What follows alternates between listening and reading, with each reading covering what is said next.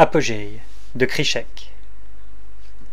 Plus de 5 siècles auparavant, un bond technologique effectué par l'humanité dans la conquête de l'espace avait ouvert les portes des galaxies les plus proches. Avec la démocratisation du voyage intergalactique, la population mondiale n'avait alors pas eu le temps d'augmenter assez rapidement pour subvenir aux besoins en emploi dans les systèmes solaires éloignés. Ceci créa un vaste exode de la planète Terre sur une trentaine d'années, ne laissant derrière qu'un maigre milliard de personnes encore amoureux d'une planète où l'humanité était née, avait grandi et pompé toutes les ressources naturelles avant de l'abandonner sans remords. Il y eut d'ailleurs une longue époque où l'on se demandait si l'homme aurait encore assez de matières premières afin de quitter la planète avant que ne se tarissent les dernières réserves, le condamnant à disparaître stupidement.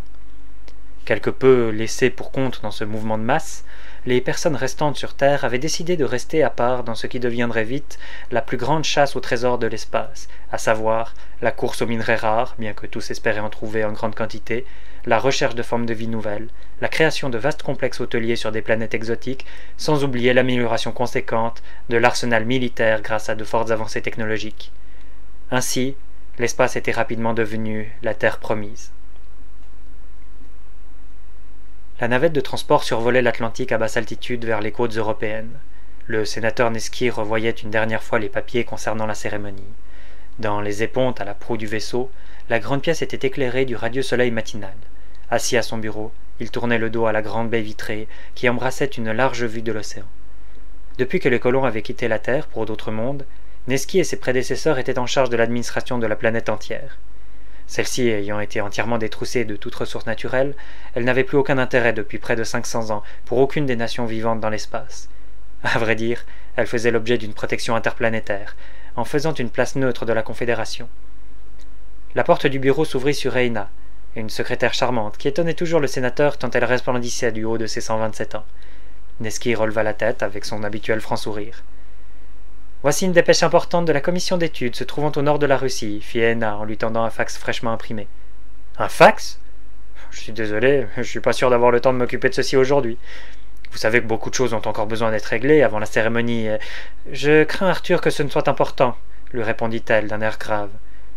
Le sénateur avait pris l'habitude de passer sur le manque d'étiquette de sa secrétaire, et la prenait même avec un peu d'humour. Il prit le papier et y jeta un rapide coup d'œil, avant que ses yeux ne soient attirés par un détail particulier. Ses sourcils se froncèrent, et il s'enfonça dans son fauteuil afin de lire de plus en profondeur le court message. Après l'avoir lu, une deuxième fois, il leva les yeux vers Eina, qui attendait toujours à côté du bureau, sachant que ce message attendait des directives. « Savez-vous si ce fax a été envoyé à quelqu'un d'autre » demanda le sénateur.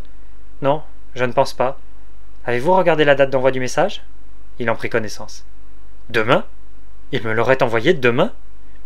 Le chef de la commission tient peut-être à vous faciliter les choses, tout au plus à vous faire part de son propre avis quant au sujet » proposa Eina. Nesky fit doucement pivoter son fauteuil pour regarder la mer s'éloigner à présent que la navette survolait les côtes de l'Europe. « Convoquez-moi l'équipe chargée de l'étude pour lundi matin et les continentaux pour lundi après-midi. » « Puis-je demander quelle décision vous allez prendre ?» Les précautions prises par Eina pour poser une question qu'elle aurait d'habitude demandée directement firent comprendre au sénateur que ce sujet la préoccupait elle aussi au plus haut point. « Pour l'instant, j'espère que vous partagez mon sentiment quant au plus grand secret à conserver sur cette affaire. » La tristesse se lisait dans les yeux de la secrétaire et fut plus qu'éloquente. Elle déglutit, puis se reprit rapidement, le côté professionnel reprenant le dessus. Le président de la Confédération ne va pas tarder à nous rejoindre. Son vaisseau est actuellement en orbite, et il se téléportera sous peu sur notre navette. Il serait bon que vous soyez là pour l'accueillir. Eina attendit 1 ou 2 secondes, et voyant que le sénateur n'avait plus rien à lui dire, elle tourna les talons et referma la porte derrière elle. Nesky jeta un dernier coup d'œil au fax. Pourquoi aujourd'hui? Nous sommes toujours trop proches à présent de notre but. Il plia la feuille en 4 et la mit dans la poche intérieure de sa veste. Sur Terre, les gouvernements s'étaient effondrés et la toute nouvelle confédération intergalactique, ce nom sonnait si doux aux oreilles des politiques, avait mis en place une commission sénatoriale chargée de diriger l'ensemble de la planète sous la couverture d'un traité de neutralité, plaçant ainsi la Terre-Mère aux archives. Des accords territoriaux réduisirent les frontières aux strictes limites des continents, tout en garantissant le lot habituel de liberté fondamentale. Le siècle suivant s'entreprit à un grand nettoyage de la planète, la débarrassant de tous les déchets qui constituaient centrales nucléaires, déchets radioactifs, décharges en plein air, épaves de pétroliers, installations militaires et industrielles, routes et autoroutes, aéroports et parkings, tours et gratte-ciel. alors que le vide sidéral gardait sous silence le bruit de grandes batailles aux limites de l'expansion de la Confédération, sur Terre, le Sénat étudiait les propositions et idées d'aménagement de la planète. Il fut convenu que les villes seraient détruites, rasées et rendues à la nature, ne conservant çà et là que quelques monuments des temps reculés. Ainsi, chaque habitant de la planète se vit attribuer des terrains allant d'une dizaine d'hectares à plusieurs centaines pour les régions désertiques. Chacun d'entre eux devait en échange respecter une norme sur la conservation environnementale. À part quelques anciens rois du lobbying réticents qui ne rêvaient que de relancer de grands empires hôteliers, le Sénat n'eut pas vraiment de problème pour faire appliquer ces directives aux derniers habitants qui n'avaient pas quitté la planète du fait de leur faible pour la terre-mère. Une mélodie sortit de l'interphone avertissant de l'arrivée imminente d'une personne sur le pont du télétransport. Neski sortit prestement de son bureau et gagna l'ascenseur qui le monta vers les ponts supérieurs de la navette de transport. Les portes s'ouvrirent sur un gigantesque hall, couvrant le sommet de la navette.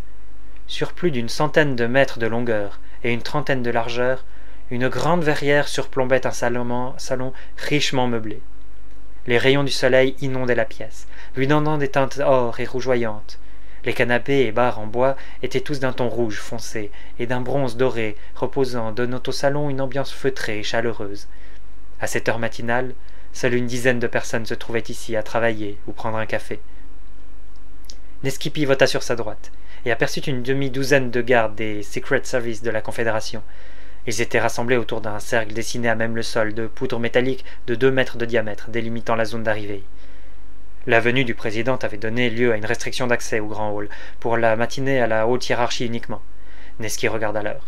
9h27. À présent, à peu près toutes les grandes pontes de l'administration terrienne devaient se trouver sur la navette. Et les continentaux, en charge d'un des 5 continents, chacun arriverait d'ici à la mi-journée.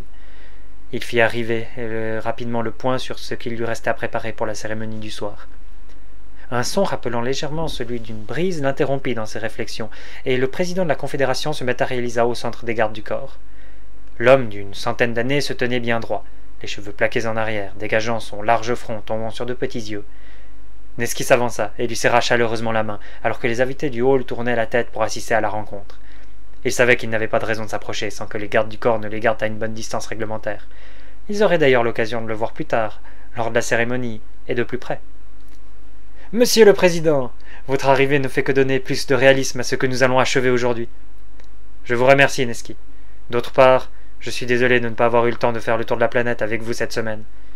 Il y a des moments où je démissionnerais bien volontiers. » Neski appréciait le président pour son caractère pince sans rire. D'un signe de main en arrière, il appela un groom habillé à l'ancienne, dans le plus pur respect du ton de couleur du hall. « Taibis vous accompagnera jusqu'à vos appartements. Comme vous le savez sûrement, je n'ai pas prévu de rencontre particulière afin de vous laisser du temps pour vos affaires. Je comprends tout à fait qu'en cette période de crise aux limites de la galaxie et les Sus, vous ne voyez cette cérémonie que comme une formalité embarrassante. Allons, allons, Neski, fit le président, lui passant le bras sur l'épaule. Vous savez aussi bien que moi que nous allons achever aujourd'hui un rêve qui a pris forme il y a maintenant plus de 500 ans. Je suis ennuyé que des problèmes extérieurs entachent de telles réjouissances. Sincèrement. Vous n'êtes pas sans savoir que mon père, votre prédécesseur, avait voué sa vie à cette cause. Et même si c'était plus une lourde charge pour faire décoller ma carrière, je dois dire que je regrette qu'il ne soit pas là pour profiter de cet événement.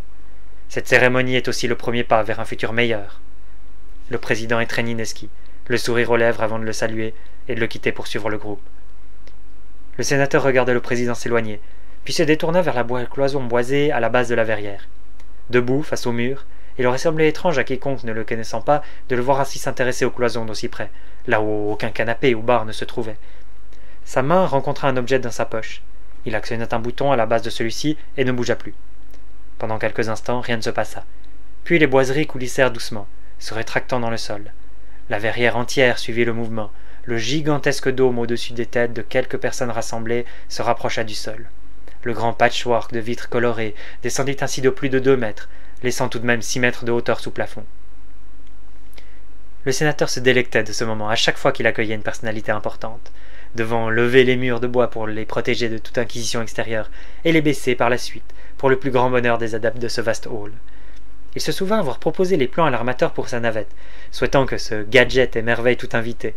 Non pas que ce dôme de plusieurs centaines de mètres carrés s'abaissant soit une merveille technologique, il était tout de même impressionnant au vu de ce qu'il dévoilait aux yeux des invités, une fois les boiseries entièrement rentrées, laissant place à des murs de verre. La lumière s'accrut doucement dans le hall, à mesure que les boiseries se rétractant dévoilaient un ciel parsemé de nuages, descendant sur la ligne d'horizon. Le sénateur admirait les côtes de France-Espagne, à mesure que la navette cheminait vers l'ancienne Italie, survolant les eaux bleues de la Méditerranée. Malgré la faible hauteur, il ne pouvait distinguer tout ce qu'il aurait voulu, tout ce travail accompli depuis des centaines d'années. Alors avaient été lancés des travaux de construction d'usines productrices d'électricité, à partir d'énergies renouvelables. Ainsi, les mers nordiques étaient parsemées de champs éoliennes offshore. Le Sahara, dans sa partie la plus rocailleuse, renfermait après 50 ans de travaux un immense complexe relié aux millions de plaques photoélectriques installées en surface. Sur la côte asiatique fut disséminée une centaine d'usines marémotrices, et dans les régions reculées avaient été installées des centrales de fusion à froid. À travers le monde, ces installations étaient construites en respectant l'environnement, la plupart du temps en sous-sol, et alimentaient par relais satellites toute maison même dans les contrées les plus isolées de la planète. Suite à ces dépenses, quoique insignifiantes dans le grand capharnaüm spatial, la Confédération eut vent de ses travaux peu communs, non sans un grincement de dents. Après une vingtaine d'années de discussions échauffées, la Terre fut placée sous un moratoire, empêchant quiconque de s'y rendre sans autorisation spéciale. Ce même Sénat acquit à cet effet une flotte de vaisseaux militaires pour défendre le berceau de l'humanité.